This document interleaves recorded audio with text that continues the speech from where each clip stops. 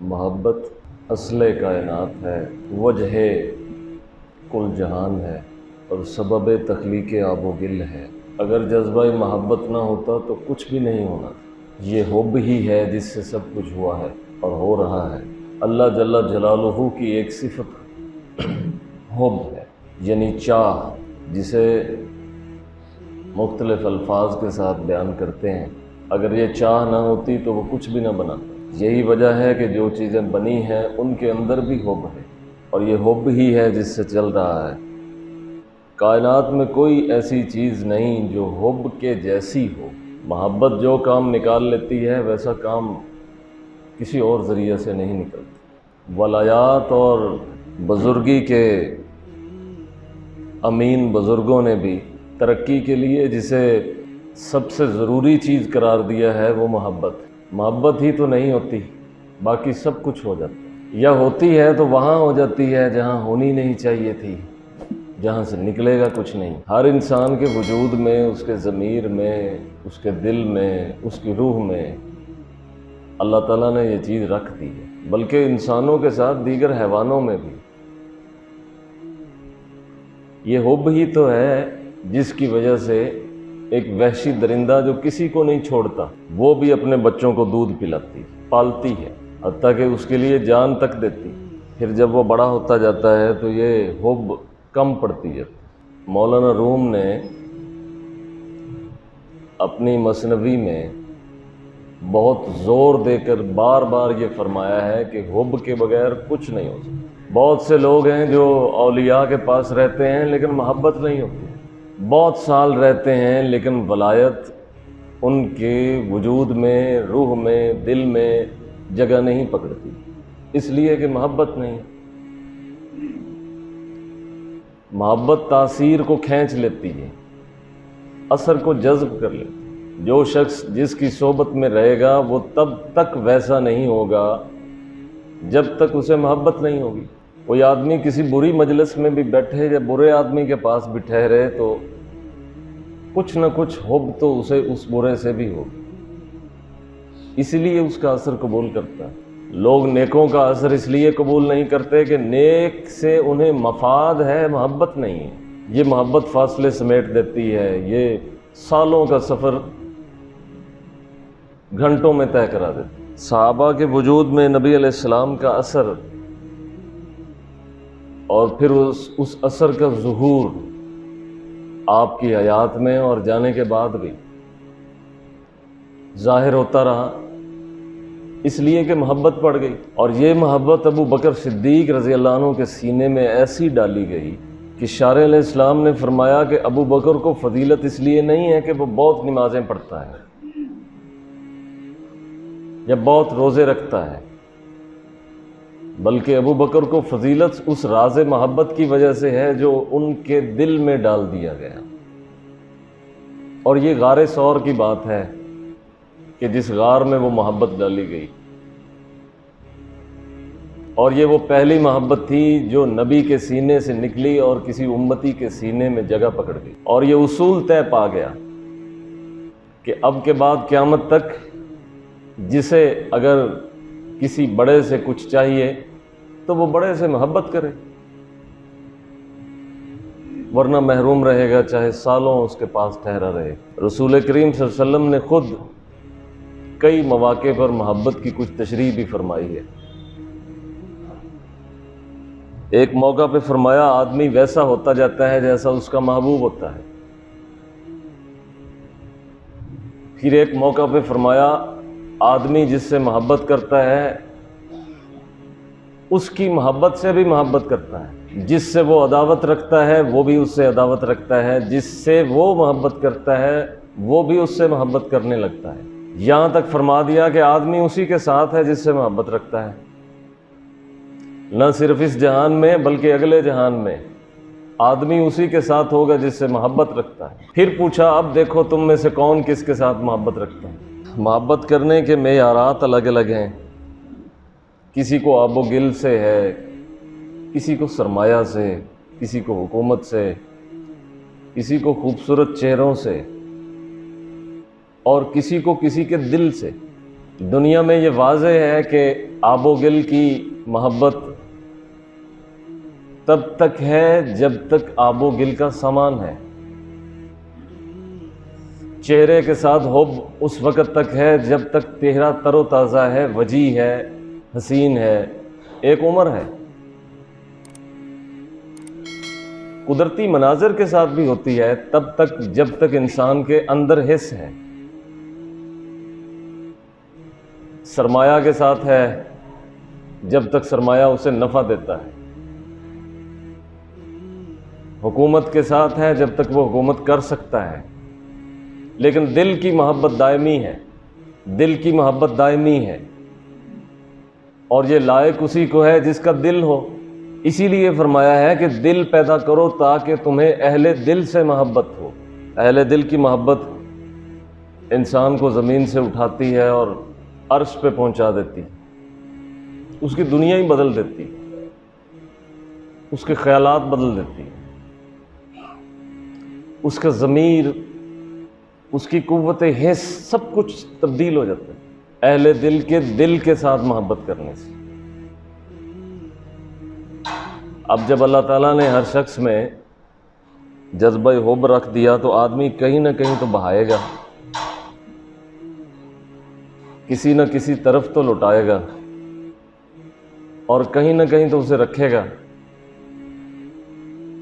پھر اس پر ترازو لگا دیا کہ یہ ترازو اور میزان ہے، شے تمہارے اندر موجود ہے، اختیار فقط اتنا ہے کہ اسے رکھنا کہاں ہے۔ کہا میرے لیے کسی سے محبت کرے گا تو وہ میری ہی ہوگی، لیکن یاد رکھنا کہ وہ ہو اس سے جو میرے ہوں،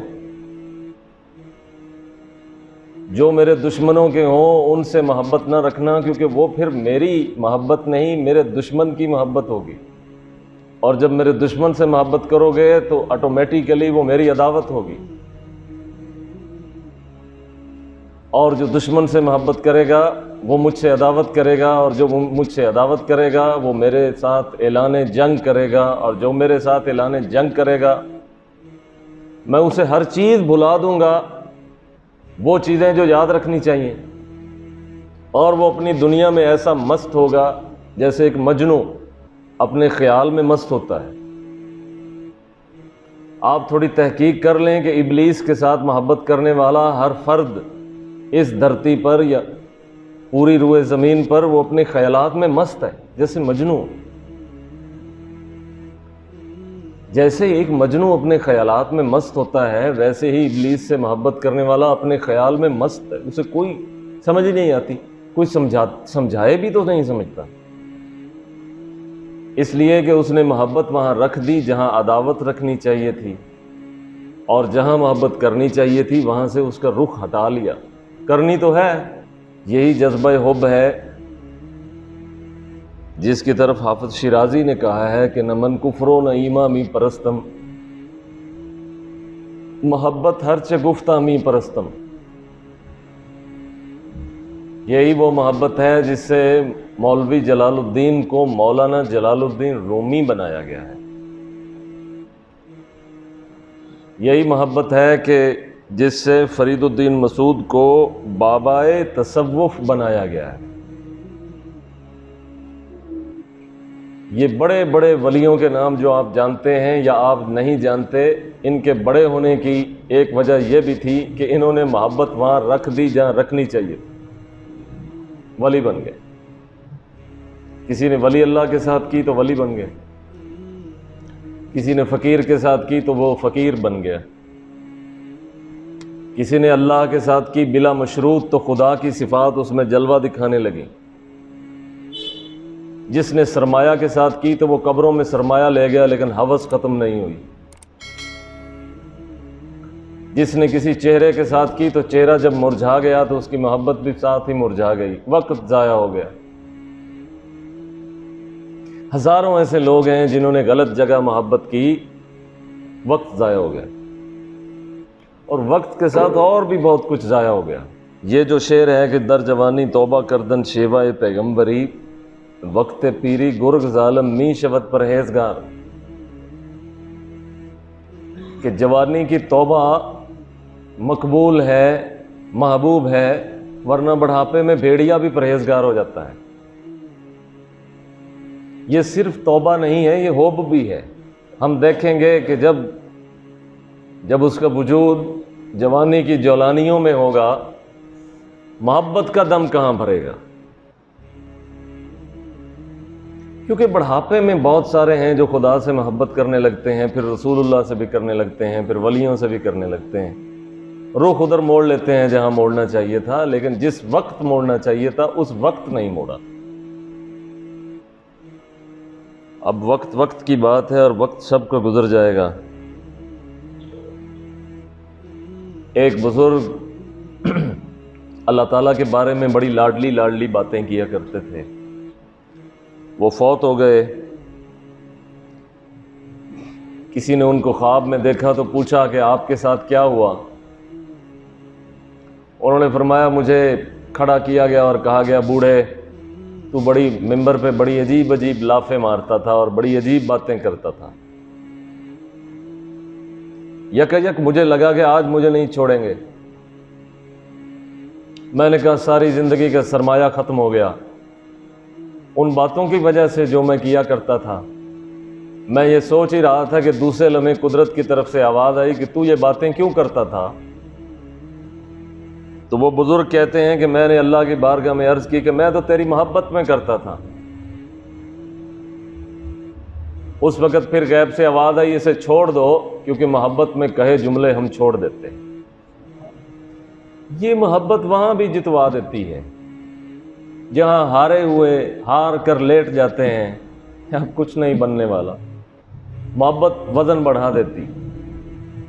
نامہ اعمال میں جس کی نیکیاں کم ہوں گی دیکھا جائے گا کچھ محبت کرتا تھا، وہ محبت پلڑے میں رکھ دیں گے،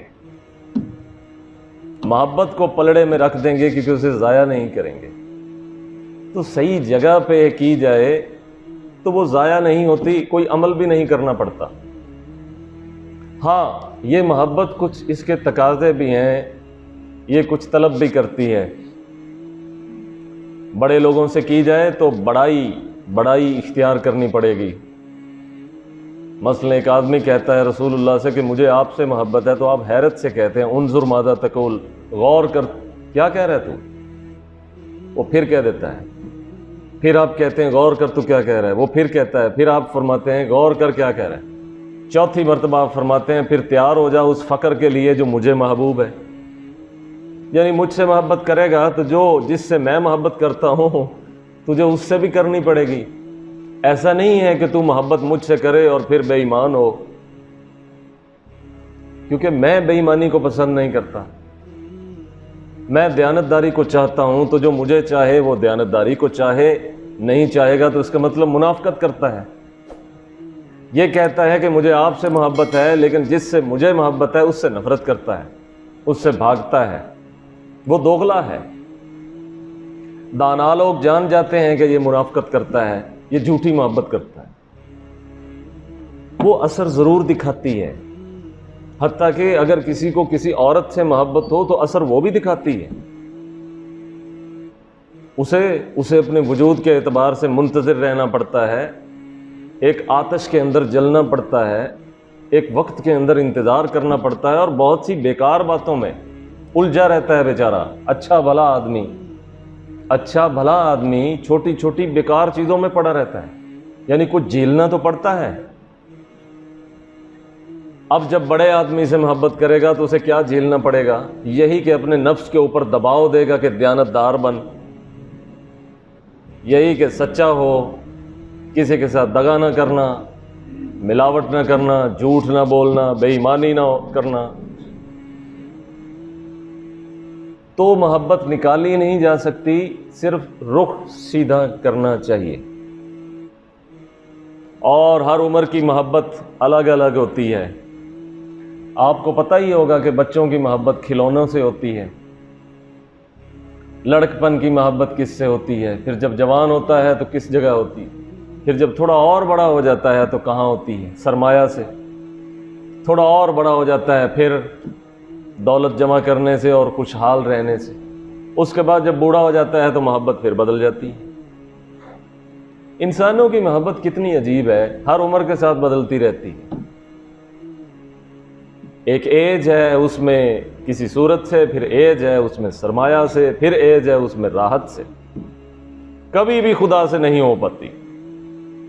کھلونوں سے ہوتی ہے، صورتوں سے ہوتی ہے، پھر سرمایہ سے ہوتی ہے، پھر سکون اور راحت سے ہو جاتی ہے۔ اللہ سے کبھی بھی نہیں ہوتی، یہاں تک کہ یہ مر جاتا ہے، منو مٹی تلے دب جاتا ہے، محبت پھر بھی نہیں ہوتی۔ کل جب قیامت کے دن وہ کھڑا کرے گا، محبت ہی تو ہے نا جس کی وجہ سے ایک شخصیت کو اس دن مقام محمود پر ٹھہرایا ہے اور کہا ہے کہ سجدہ کیجئے کہ ہم اپنا جلال جمال میں بدلیں۔ محبت ہی تو ہے، محبت ہی کی وجہ سے ایسا ہوا ہے۔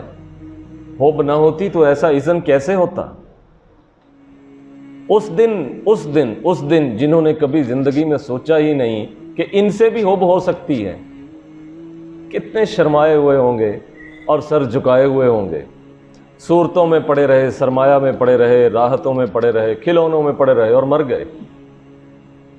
محبت اس دن بھی جیت جائے گی۔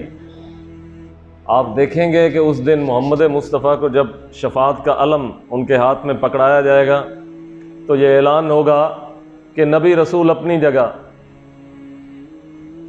پیغمبر ہونا اپنی جگہ، لیکن حب تو دیکھو کہ خدا کو ان سے کتنی ہے، اور یہ بھی دیکھو کہ ان کو خدا سے کتنی ہے۔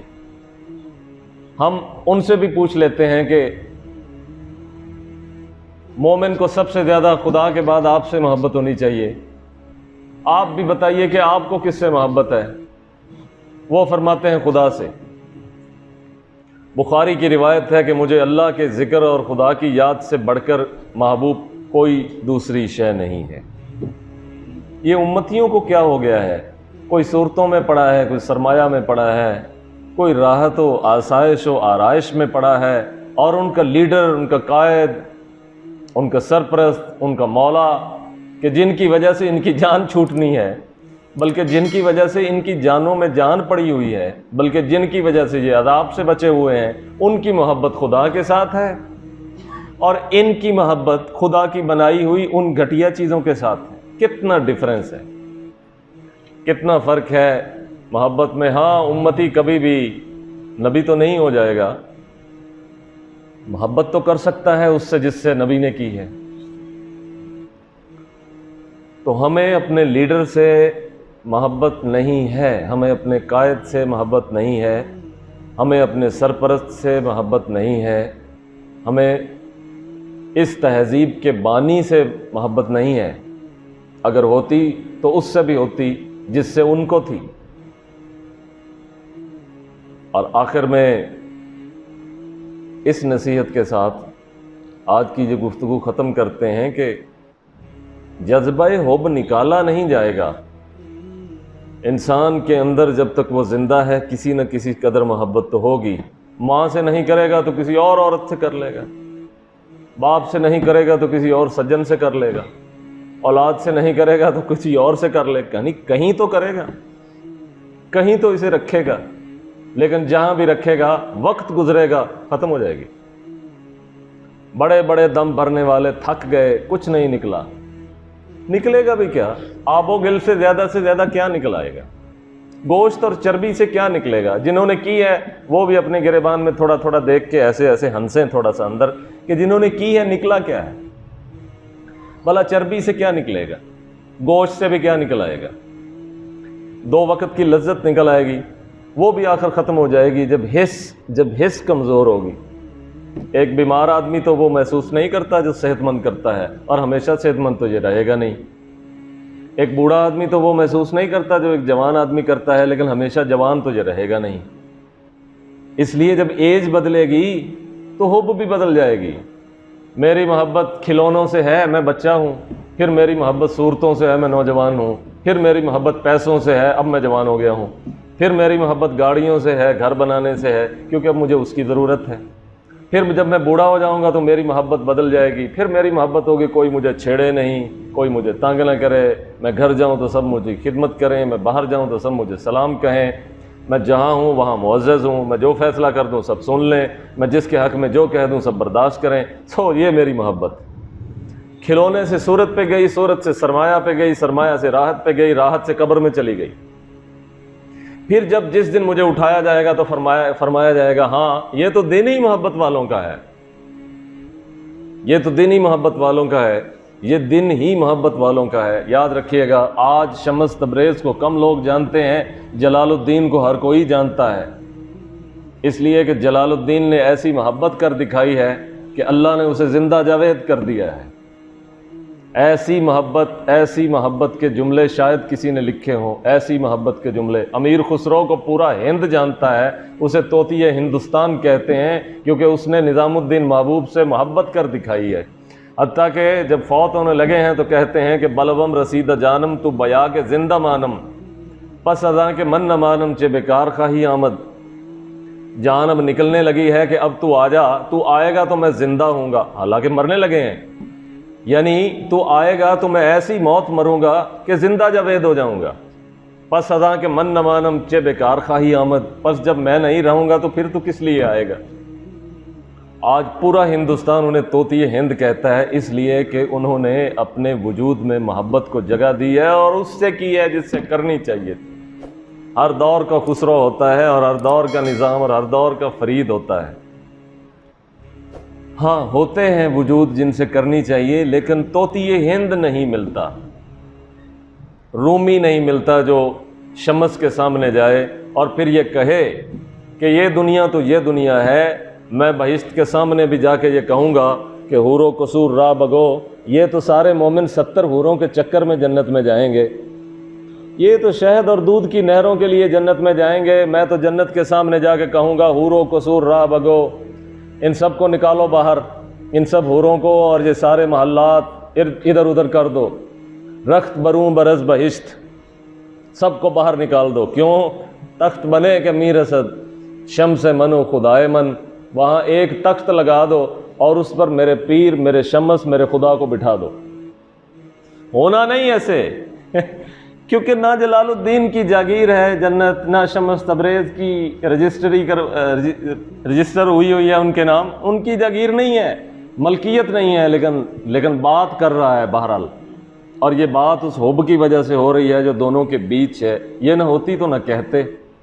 چنانچہ بات قبول ہو گئی، فرمایا ایسے ہوگا نہیں، لیکن یہ جو بات تو نے کہی ہے یہ ہم نے قبول کر لی ہے۔ تو خدا کرے کہ ہماری محبت وہاں ہو جہاں ہونی چاہیے، پھر وہ اثر دکھائے گی اس جہان میں بھی اور اگلے جہان میں بھی۔